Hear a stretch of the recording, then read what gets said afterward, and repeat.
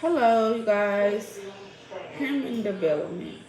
Um, I feel like when I think of human development, so when I first started the class of human development, I felt like, oh my God, it's gonna be so boring. It's about the body parts, and I'm not very good at science. But as we learn more about human development within psychology, I feel like it was very interesting.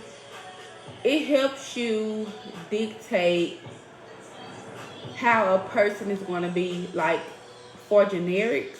So if you did guys to know that I want to do forensic psychology, so I want to figure out like why do criminals, people in the court system do the things that they do.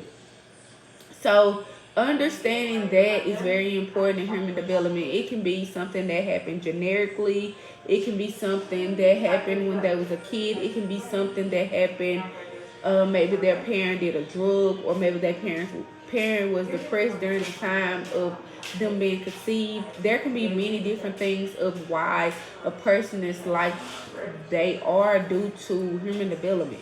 Something can even just go on when eventually like when they're born. Like for example, I'm gonna use my daughter for example. She has the sickle cell trait. So the sickle cell trait is something that's very important when she even have kids or when she even date. So I have to make her aware of the human development, which is the disease that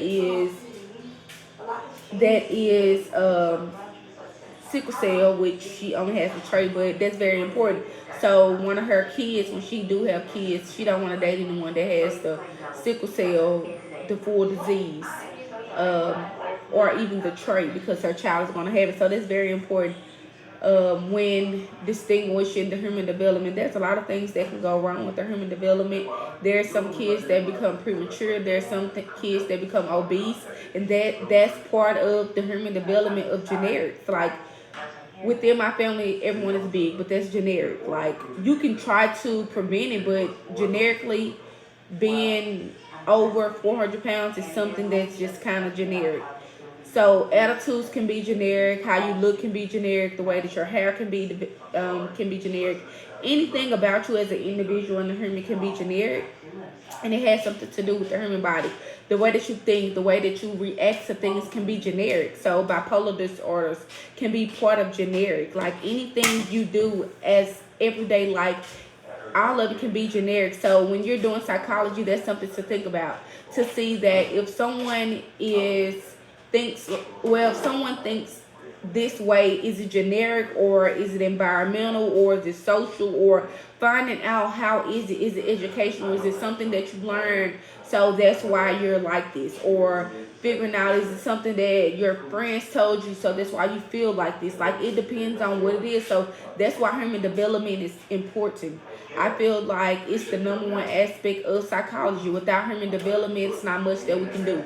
We study the brain. We study about different emotions, behaviors, trauma, things that happen internally in your brain. So human development is very important. I think this is one of the most important classes other than, you know what, I take that back. I think every class that I've taken so far. So I've taken the cultural class, I've taken human development, and I've also taken basic counseling. I feel like all of those are very important in the field that we're going in.